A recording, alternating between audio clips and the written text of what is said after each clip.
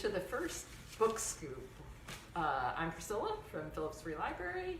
I've got Marcia and Sarah with me, and we're going to try to do this monthly to highlight some brand new books that have just come out in the last week or two, to help everybody know what's new if you're looking for a good read.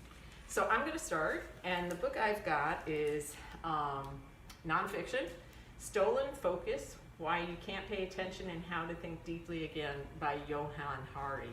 And if the name's not familiar, Johann Hari does a great TED Talk on his book Lost Connections, which is an incredibly insightful book on depression.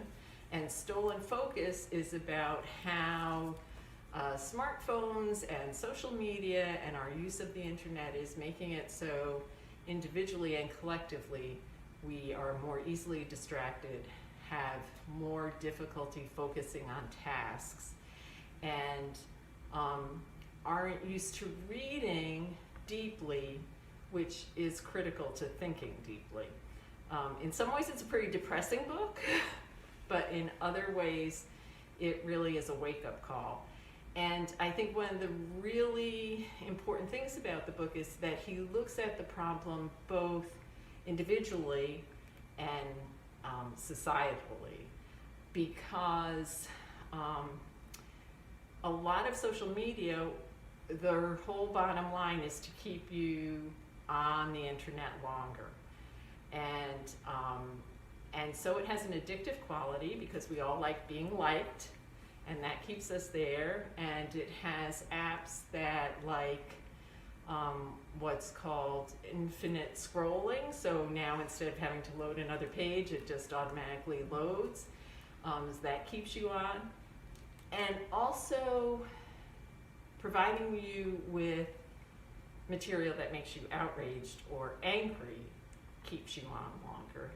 All of those things collectively make us less likely to think deeply, less likely to take time to let our minds wander and make connections and be creative, and more likely to be angry. And that has implications both for me as an individual, and I know I felt, in the last 2 years, my inability to think deeply and to read deeply, and but also for all of us as a community. So even though it's a hard read, I would really suggest people read this book, Stolen Focus.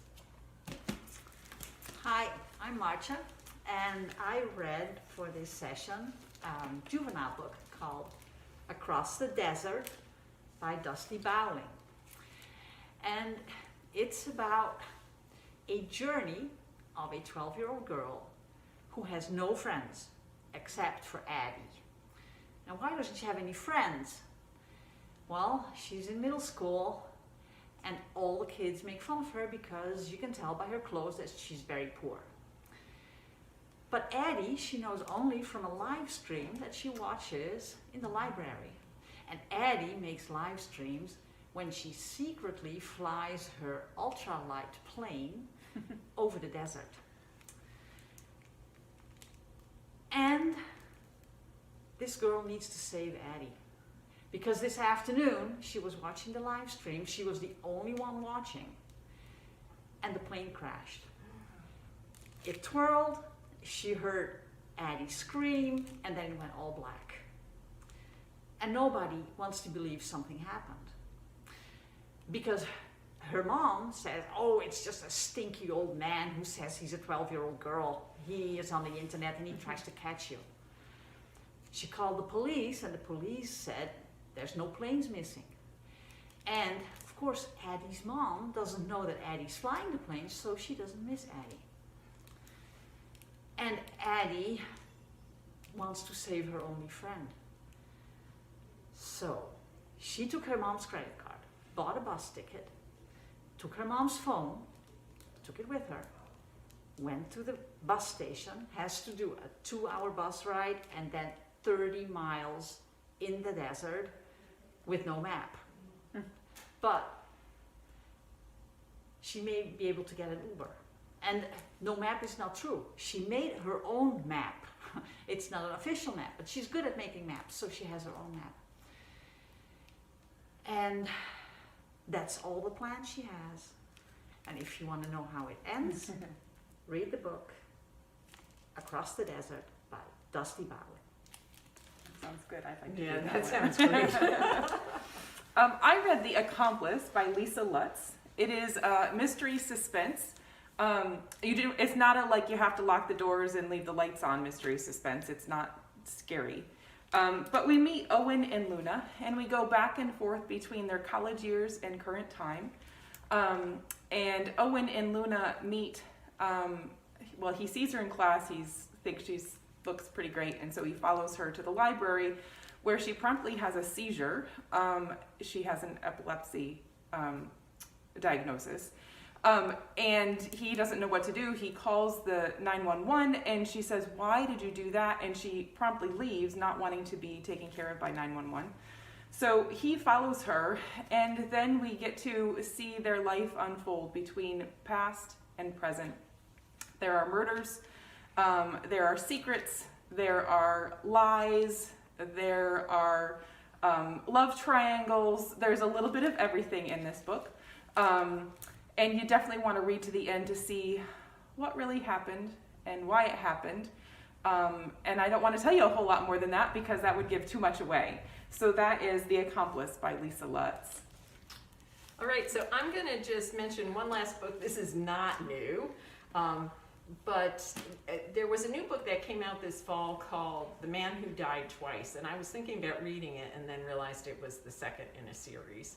And typically I don't do this, but I thought, I should start with the first. So this book's about a year old or so. It's called The Thursday Murder Club by Richard Osman. And if you're looking for something fun to help with all this other heavy stuff, this is the book. It's takes place in England in a retirement community. 4 retired people get together weekly to look at cold cases and have this little murder club. One of them's a retired spy, one of them's a retired psychiatrist, one of them's a retired nurse, and one of them's a retired union organizer. They're great friends, they have fun personalities, and lo and behold, somebody actually gets murdered at the retirement community, and they gotta figure it out. The fun thing about the book is, other than the people who are murdered, who are nasty human beings, everybody else is just a fun, lovely person, and it feels like, I want to, have tea with these people. So if you're looking for something fun to help you through the winter or COVID, try Thursday Murder Club by Richard Osman. So Marcia, you told me about one thing about your book that I think it would be kind of interesting for people to hear, and that there's different famous women sprinkled throughout the book. Well, there are. I wouldn't call them famous women, but they're all women who did something very noteworthy, but whose names are not famous. Maybe. Yes, are not very known. Like the woman who made the maps of the ocean floor, a woman who traveled deserts all by herself, and the girl in this book who goes to save her friend mentions all these women when she's in a difficult spot and thinks, but so and so did this and that, so I can do this too. And I think there's about 12 or 13 women that are mentioned, and I think the only one I knew is Amelia Earhart, and the rest I had never heard of. Yeah. So, I love books like that. That reminds me of Breadcrumbs by Anne Ursu, which is a contemporary fantasy for children. But the first half of the book mentions all these other well-known books, and the girl is an avid reader, and so she relates what's going on in her life to this is Harry Potter dealing with the Dementors or something. And so it's always fun to see characters, particularly characters who are young, have those kind of references, whether literary or real life people, heroes, that give them the ability to get through. I think we all, no matter our age, need more of that. Absolutely. Yeah. Well, great. I think these all sound great, like great books, and we hope you'll come by the library and check them out. And all the other new books we have, because we're getting new books in every week. So thanks for joining us.